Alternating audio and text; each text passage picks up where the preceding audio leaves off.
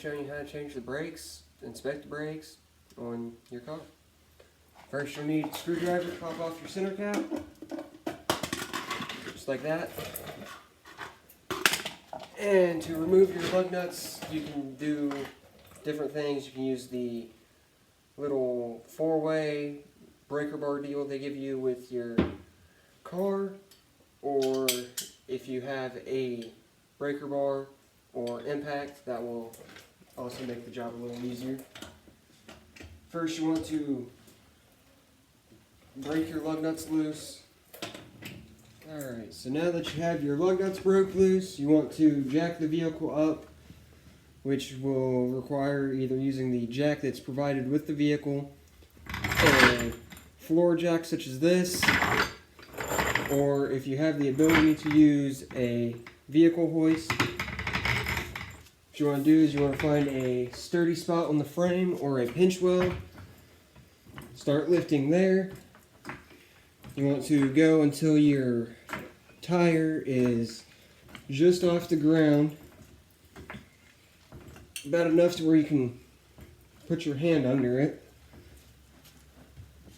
And once you have it up, and if you want to find a good spot to put your jack stand,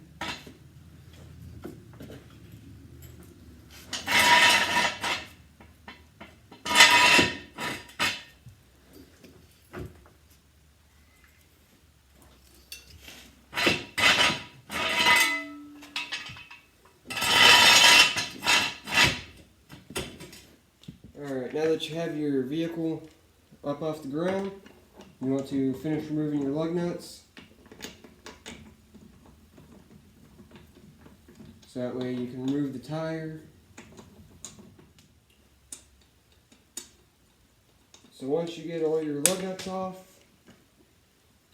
you then pull your tire off, and that shows you your rotor, your brake caliper, your caliper bracket, and your brake pads.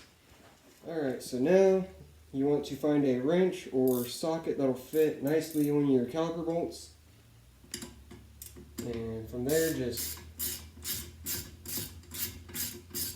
pull them all the way out, so that way you can remove your caliper so you can get to your brake pads.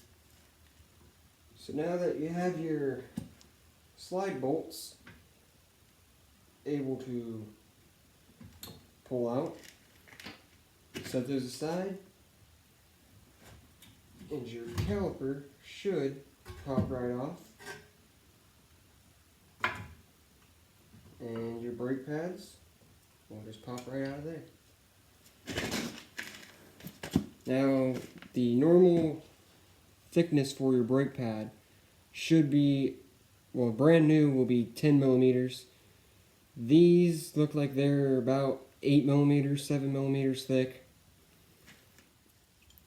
Now if you hear a grinding noise, that might be because your brake pads have completely worn off and you're now just to the bare metal and you have no more braking material, which that you will experience delayed stopping, a loud grinding, squealing noise when you hit your brakes, and if you don't fix it relatively quickly, it may cause more damage, which will cost you more money.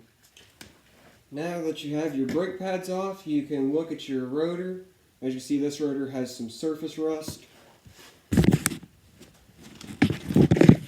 That's because this car has sat for a while. That's not too big of an issue. Once it starts driving more, it'll start to wear it off. Or if you have the ability to be able to turn your rotors, that would be a really good option because it'll help extend the life of your brake pads. Now, just to put these back on, just slip them right into these little brackets here, just like so. Now to put your caliper back on, you'll have to depress the piston or else it won't be able to slide over the brake pads. And to do that, you can, on some cars, you might be able to squeeze it back by hand.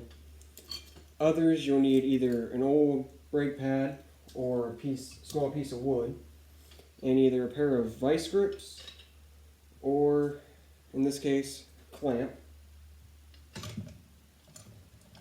Use that to depress your piston in enough,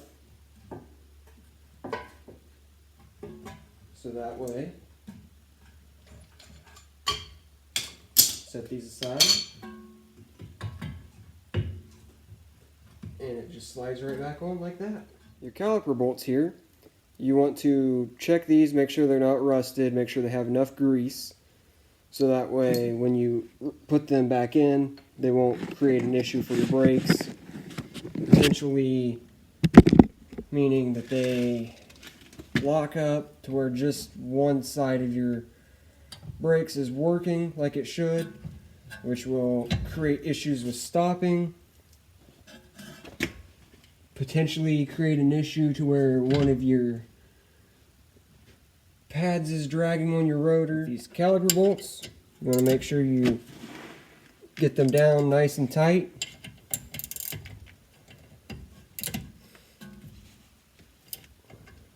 So that way your caliper is secured in place, it's not going anywhere. So now that we have checked the brake pads, put the caliper back on, have all that secure, you want to bring your tire over, align the studs with the holes in the rim, slide it right on, start your lug nuts. You especially want to start them by hand if you were using an impact. When you're tightening down your lug nuts, you want to make sure you do it in a star pattern. For a 4 lug such as this, you want to do an X. Before you lower the vehicle down, you may have to raise it up to pull out your jack stand, and then you want to try and easily let it down. Now that you got your tire back on, it's back on the ground, I'm going to take your torque wrench, set it to 86 foot-pounds of torque, and go till you hear that click. And once you hear that click, you're all done.